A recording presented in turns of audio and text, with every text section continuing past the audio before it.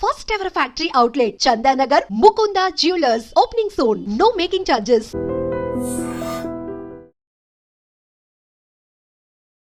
Hello guys, welcome back to ఐజమ్ media. ఈరోజు మనతో ఉన్నారు ఆంఫీస్ సర్టిఫైడ్ మ్యూచువల్ ఫండ్ డిస్ట్రిబ్యూటర్ అయిన బోనుగల సాల్మన్ గారు. ముఖ్యంగా ఇండియా పాక్ వార్ వచ్చినట్లయితే ఆఫ్టర్ ఎఫెక్ట్స్ ఎలా ఉంటాయి ఇండియన్ స్టాక్ మార్కెట్ మీద, స్టాక్ మార్కెట్కి లాస్ట్ ఫ్యూ మంత్స్ బ్యాక్ ఎలా అయితే రియాక్ట్ అయిందో డౌన్వర్డ్స్, అలా రియాక్ట్ అయితే ఏం చేయాలి అనేది ఈరోజు ఎపిసోడ్ తెలుసుకుందాం. Hi sir. నమస్తే అండి విరాట్ గారు. జనరల్గా వార్ రావాలని అయితే మనం స్టాక్ మార్కెట్ పరంగా కోరుకోము, ఎందుకంటే ఆ ఎఫెక్ట్స్ అనేవి ఎంత కాదు అనుకున్నా మనం బలమైన కంట్రీ అయినప్పటికీ కూడా మన స్టాక్ మార్కెట్ మీద కూడా డౌన్వర్డ్స్ చూపించే ఛాన్సెస్ ఉంటాయి.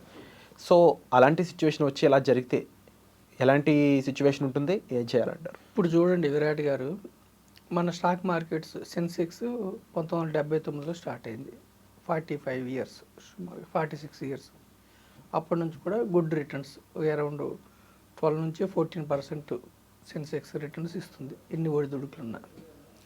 దీనికంటే ముందు 45 ఏళ్ళు అంటున్నాం కదా, అదే మనకి 150 ఏళ్ళ నుంచి సుమారుగా 1884 నుంచి అమెరికన్ స్టాక్ మార్కెట్స్ ఉన్నాయి. USA Dow Jones. డౌ అంటే అతను ఒక జర్నలిస్టు, జోన్స్ కూడా ఒక జర్నలిస్ట్. ఇద్దరు కలిసి అప్పుడు ఏం చేసేవాళ్ళంటే ఒక 11 స్టాక్స్తో వాళ్ళ మార్కెట్ ఉంది డౌ. ఆ 11 స్టాక్స్ ప్రతిరోజు పెరుగుతున్నాయా తగ్గుతున్నాయా, పెరిగితే యాడ్ చేసేవాళ్ళు, డివైడెడ్ బై 11 యావరేజ్ చేస్తే వచ్చేదని డౌ జోన్స్ అంటారు. మన సెన్సెక్స్ కూడా అంతే, 30 స్టాక్స్ పెరిగితే దానికి డివైజన్ దేంతో డివైడ్ చేయాలని ఉంటుంది, దాన్ని బట్టి సెన్సెక్స్ని కొలుస్తాం. ఇప్పుడు చూడండి మనకి ఇప్పుడు మన స్టాక్ మార్కెట్స్ 45 ఇయర్స్ అయినాయి. అమెరికన్ స్టాక్ మార్కెట్స్ అయితే ప్రపంచ యుద్ధం 1 చూసింది, ప్రపంచ యుద్ధం 2 కూడా చూసింది. ఇది చూడండి, డౌ జోన్స్ మనకి అమెరికన్ స్టాక్ మార్కెట్లో biggest correction 1929, biggest correction. Dow Jones 89% down అయింది. 89%. లక్ష పెట్టిన వాళ్ళకి 89,000 ఆవిరి అయిపోయింది, 11,000 మిగిలినాయి. తర్వాత 1937-42లో అరౌండ్ 37లో 32%, 42లో 41%. అంటే ప్రపంచ యుద్ధం వచ్చినప్పుడు, రెండో ప్రపంచ యుద్ధం. తర్వాత 1970లో 37% డౌ జోన్స్. తర్వాత 2008లో గ్లోబల్ క్రైసిస్ 33. అంటే మార్కెట్స్లో ఎన్నో కరెక్షన్స్, అమెరికన్ స్టాక్ మార్కెట్లో కూడా ఎన్నో కరెక్షన్స్. తర్వాత మన ఇండియన్ స్టాక్ మార్కెట్లో కూడా ఎన్నో కరెక్షన్స్ అయినాయి. కేతన్ పరీక్ స్కామ్ అయినప్పుడు, హర్షద్ మెహతా స్కామ్ అయినప్పుడు, టెక్ బబుల్ అయినప్పుడు, 2008లో గ్లోబల్ క్రైసిస్ అయినప్పుడు సెన్సెక్స్ 20,000కి వెళ్ళి 2008లో మొత్తం రెసిషన్ వచ్చినప్పుడు ప్రపంచం మొత్తం 60% డౌన్ అయింది. అలాగే 2020 కోవిడ్ అప్పుడు కూడా అరౌండ్ 30-40% డౌన్. అట్లా నంబర్ ఆఫ్ టైమ్స్ కరెక్షన్స్ అయినాయి. సో మనం ఏం చెప్తున్నాం, అందుకే స్టాక్ మార్కెట్ ఎప్పుడు వాలటిలిటీ. ఇప్పుడు మనకి పాకిస్తాన్తో యుద్ధం వచ్చింది అనుకోండి, సపోజ్ యుద్ధం రాకపోతే ఇప్పుడు మనకి ట్రంప్ టారిఫ్ల వల్ల లాస్ట్ సెప్టెంబర్ నుంచి 2024 సెప్టెంబర్ నుంచి మొన్నటి వరకు విపరీతంగా కరెక్షన్స్ అయినాయి. 86,000కి వెళ్ళి సెన్సెక్స్ 72,000కి వచ్చింది. మళ్ళీ ఇప్పుడు ట్రంప్ ఎప్పుడైతే 3 నెలలు వాయిదా వేసాడో మన ఇండియా మీద టారిఫ్లు, అంటే చాలా వరకు మళ్ళీ నార్మల్ అయ్యి ఇప్పుడు అరౌండ్ 80,000 దగ్గర ఉంది సెన్సెక్స్. ఇప్పుడు అంతా స్మూత్గా వెళ్తుంది అనుకున్నప్పుడు మళ్ళీ పాకిస్తాన్తో మనకు ఉద్రిక్తలు, పొరుగు దేశంతో ఉద్రిక్తులు వచ్చినప్పుడు జనరల్గా స్టాక్ మార్కెట్స్ డౌన్ అవుతాయి. ఇప్పుడు యుద్ధం వచ్చింది అనుకోండి, కరెక్షన్ అవుతుంది. స్టాక్ మార్కెట్స్ ఇప్పుడు మనం అమెరికన్ స్టాక్ మార్కెట్స్ కూడా దీర్ఘకాలంలో 10% రిటర్న్స్ ఇచ్చినాయి. మన స్టాక్ మార్కెట్స్ కూడా 12-15% రిటర్న్స్ ఇచ్చినాయి. అంటే 10%, 12-14% కాంపౌండింగ్ పాయింట్ ఆఫ్ వ్యూ చూస్తే very good return. Stock markets ఎప్పుడు ఒకేలాగా పెరగవు, ఎప్పుడు అప్స్ ఉంటాయి, డౌన్స్ ఉంటాయి, కరెక్షన్స్ ఉంటాయి. అందుకని మనం ఏం చెప్తున్నాం, ప్రజలకి ఏం ప్రమోట్ చేస్తున్నాం, మార్కెట్స్లో గ్యారంటీ రిటర్న్స్ రావు, నష్టాలు కూడా ఉంటాయి. నష్టాలు కూడా ఎలా ఉంటాయి, విపరీతమైన నష్టాలు ఉంటాయి. మరి ఎప్పుడు లాభాలు వస్తాయి, లాంగ్ టర్మ్. ఎన్ని ఒడిదుడుకులున్నా లాంగ్ టర్మ్లో డౌ జోన్స్ కానీ, సెన్సెక్స్ కానీ, నిఫ్టీ కానీ ముందుకే వెళ్తాయి. ఎందుకని, మనది ఇది మార్కెట్స్ అనేవి దేశ ఎకానమీకి సూచిక. స్టాక్ మార్కెట్స్ అనేది దేశ ఎకానమీకి సూచిక. మనం ఏం చెప్తున్నాము, పాకిస్తాన్తో యుద్ధం వస్తే కరెక్షన్ ఉంటుంది. ఇప్పుడు కార్గిల్ యుద్ధం వచ్చినప్పుడు కరెక్షన్ ఉంటుంది. అది టెంపరీ, షార్ట్ పీరియడ్, కొంతకాలం ఉంటుంది. సెంటిమెంట్స్ ఎప్పుడు కొంతకాలం ఉంటాయి. రిసెషన్ వచ్చినా ఇప్పుడు మన బాడీకి ఎలాగైతే ఎప్పుడు హెల్తీగా ఉంటాం, మనం జ్వరం వస్తుంది కదా, అలాగే ఎకానమీకి కూడా అంతే. ఎకానమీకి కూడా అప్స్ ఉంటాయి, డౌన్స్ ఉంటాయి. ఒక్కోసారి స్లో అవుతుంది, ఒక్కోసారి అప్ అవుతుంది. డౌన్ అయినప్పుడు మార్కెట్స్ డౌన్ అవుతాయి. యుద్ధాలు వచ్చినప్పుడు కూడా అంతే డౌన్ అవుతాయి. ఇప్పుడు మనం ఏం చెప్తున్నామంటే నెక్స్ట్ ఇయర్ మామూలుగా ప్రిడిక్షన్స్ ఏంటంటే economics prediction, next year Nifty growth బాగుంటుందని మన ప్రిడిక్షన్. ఇప్పుడు చూడండి, ప్రపంచ దేశాల్లో 2025 expectations, Brazil GDP growth 2%, Russia 1.4 to 2.5%, China 4%, south Africa 1%. కానీ మన దేశం 2023-24లో 9.5%తో జీడిపి గ్రో అయింది. 23-24 ఇప్పుడు మొన్నటిదాకా 6.5% జీడిపి గ్రోత్ అన్నాం. ఇప్పుడు మనం 6.2 ఇచ్చారు. ప్రపంచ దేశాలతో పోలిస్తే మన దేశం యొక్క జీడిపి గ్రోతే చాలా తొందరగా ఫాస్ట్గా పెరుగుతుంది. రెండోది ఏంటి, ఫిజికల్ పాలసీ. ట్యాక్స్లు కట్ చేశారు కదా. ఇప్పుడు 12,75,000 వరకు నో ట్యాక్స్. దానివల్ల ఏమవుతుంది, హౌస్ స్పెండింగ్ కానీ సేవింగ్ కానీ. అయితే స్పెండ్ చేస్తారు, లేదా సేవ్ ఆర్ ఇన్వెస్ట్, రెండు మంచిదే. సేవ్ చేస్తే బ్యాంక్స్కి లాభాలు పెరుగుతాయి. ఇప్పుడు మీరు సేవ్ చేశారు, మీకు ఇంట్రెస్ట్ ఇస్తాడు, అతను ఇంకొకరికి అప్పిస్తాడు బ్యాంక్స్కి. లేదా ఇన్వెస్ట్ చేశారు, మీకు కంపెనీస్కి లాభం, మీకు లాభం. తర్వాత టారిఫ్ వారు. ఇప్పుడు ప్రపంచ దేశాలతో పోలిస్తే తక్కువ టారిఫ్లు వేసింది ఎవరికి, ఇండియాకే కదా. టారిఫ్ వార్ వల్ల మనకి అందుకే కదా మన మార్కెట్స్ పెరుగుతుంది. రెండోది ఏంటి, రెయిన్ఫాల్. ఈ సంవత్సరం రెయిన్ఫాల్ బాగుంటుంది, మాన్సూన్స్ బాగుంటాయి. రెయిన్ఫాల్ బాగుంటే ఏమైంది, మన పంటలు చక్కగా, మన దేశానికి రెయిన్ఫాల్ బాగుంది. తర్వాత ప్రపంచ దేశాల్లో వార్స్ రెడ్యూస్ అవుతున్నాయి. ఇప్పుడు మనకు ఉద్రిక్త ఉంది కానీ పాకిస్తాన్తో, మామూలుగా రష్యా ఉక్రెయిన్ కానీ యుద్ధం ఆపాలని ట్రంప్ అల్టిమేటం, ఇజ్రాయెల్ గాజా కానీ ప్రపంచ వ్యాప్తంగా వార్స్ తగ్గుముఖం పట్టాయి.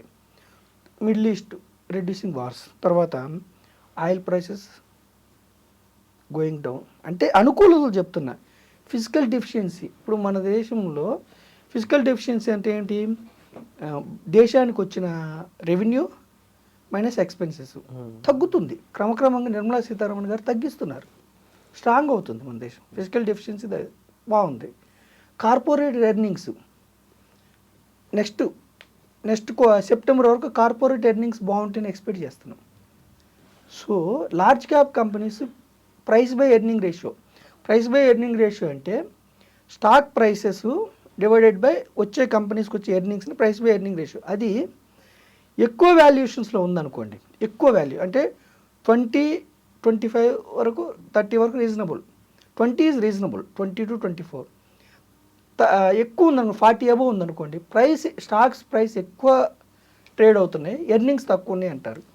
సో మన కరెక్షన్ ఎందుకు వచ్చింది, మనకు మేజర్ కరెక్షన్ ఎక్కువ ప్రైసెస్లో ట్రేడ్ గత 5 ఏళ్లుగా కరెక్షన్స్ లేకపోవటం వల్ల విపరీతంగా అన్ని స్టాక్స్ విపరీతంగా పెరిగినాయి, ఎక్కువ ప్రైసెస్లో ట్రేడ్ అయినాయి, ఎర్నింగ్స్ తక్కువ. సో ఇప్పుడు ఏంటి, రీజనబుల్ పిఈ రేషియోకి వచ్చాయి. ఏది నిఫ్టీ కానీ కొంచెం నిఫ్టీ మిడ్ క్యాప్ కొంచెం ఎక్కువ ఉంది, 35 వరకు ఉంది PE ratio. Small cap 33, reasonable వచ్చినాయి.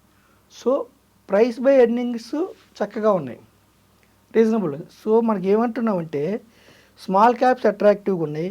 ఎన్పిఎస్ ఒకప్పుడు మన దేశంలో బ్యాంకులకు ఎగ్గొట్టే కార్పొరేట్స్, విజయ్ మాల్యా, నీరవ్ మోడీ, విజయ్ మాల్యా ఇట్లాంటి వాళ్ళు ఎక్కువ మంది ఉండేవాళ్ళు. ఇప్పుడు ఎన్పిఎస్ తగ్గినాయి. సో నేనేమంటున్నాను, పాకిస్తాన్తో యుద్ధం వస్తే మార్కెట్స్ కరెక్షన్ అవుతాయి.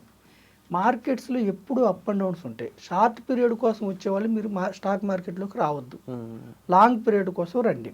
లాంగ్ టర్మ్లో అంత శుభం ఉంటుంది. అయితే మార్కెట్స్ కరెక్షన్ అయినప్పుడు మీరు ప్యానిక్ కాకుండా ఆపర్చునిటీ. ఇప్పుడు భూమి మీద ఏ వస్తువు అయినా సరే, విరాట్ గారు మీరు వేసారు జీన్స్ షర్టు, ఇప్పుడు ఇది ఒక షర్టు 2,000 అన్నాము, సపోజ్ 5 షర్ట్లు 10,000 అనుకోండి.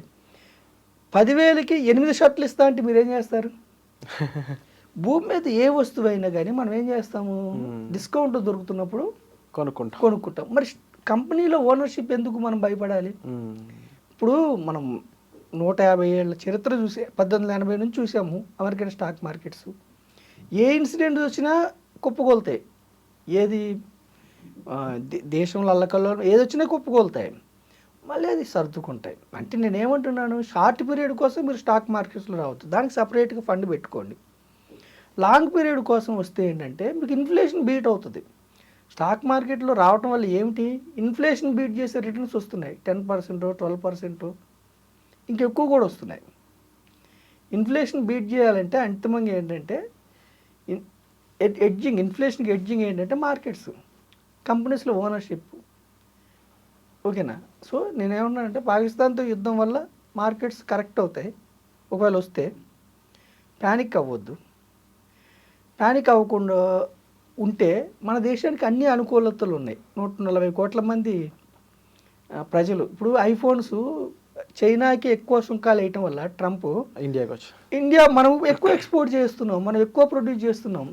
అంటే ప్రతిదీ మన దేశానికి అనుకూలత ఉంది, ఆపర్చునిటీ ఉంది. మీరు భయపడకుండా ఎవరైతే ఈ 5 ఏళ్ళు 10 ఏళ్ళు 15 ఏళ్ళు మన దేశంలో కంపెనీస్లో ఓనర్షిప్ తీసుకుంటారో, అయితే ఇక్కడ ప్రజలకి ఏం చెప్తుందంటే ఇప్పుడు 4,000 నుంచి 5,000 కంపెనీస్ ఉన్నాయి స్టాక్ మార్కెట్లో.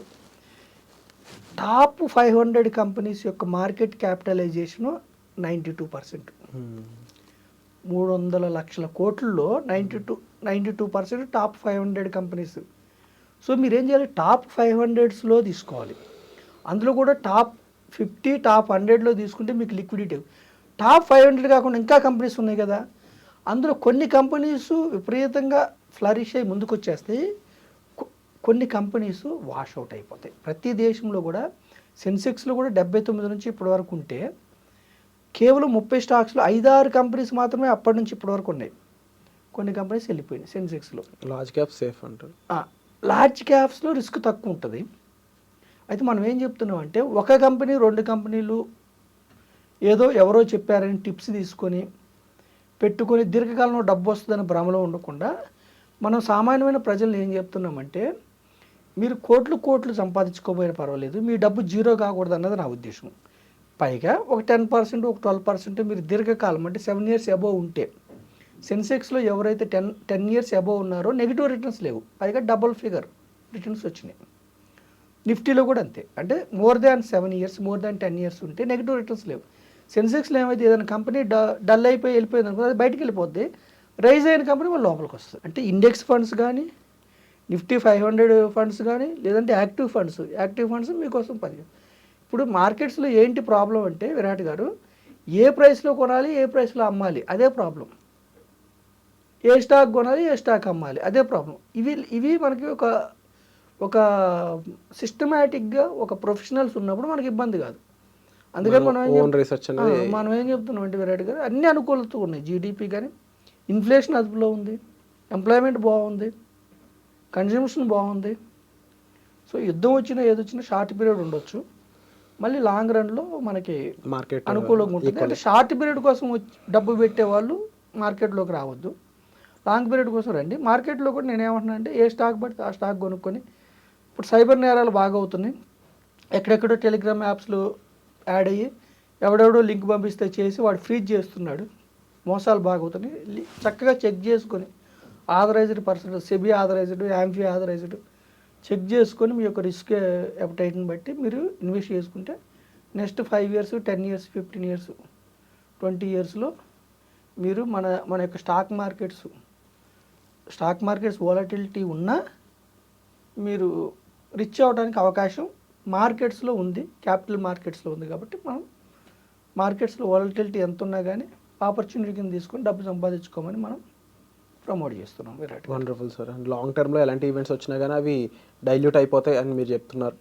అండ్ డెఫినెట్లీ వారే కాదు, ఇంకెంత పెద్ద సిచ్యువేషన్ లాంగ్ టర్మ్లో దాని ఇంపాక్ట్ ఎక్కువ ఉంటుంది. కాబట్టి లాంగ్ టర్మ్ ఇన్వెస్ట్మెంట్స్ ఎప్పుడు కూడా హ్యాపీ అని చెప్పొచ్చు. సో వచ్చే ఎపిసోడ్లో మళ్ళీ కలుద్దాం. అండ్ మీకు ఎటువంటి డౌట్ ఉన్నా మరింత క్లారిటీ కోసం డిస్ప్లే అవుతున్న నెంబర్స్ కాల్ చేసి డైరెక్ట్గా సాల్మన్ గారి హెల్ప్ తీసుకోవచ్చు. Thank you so much. Thank you అండి.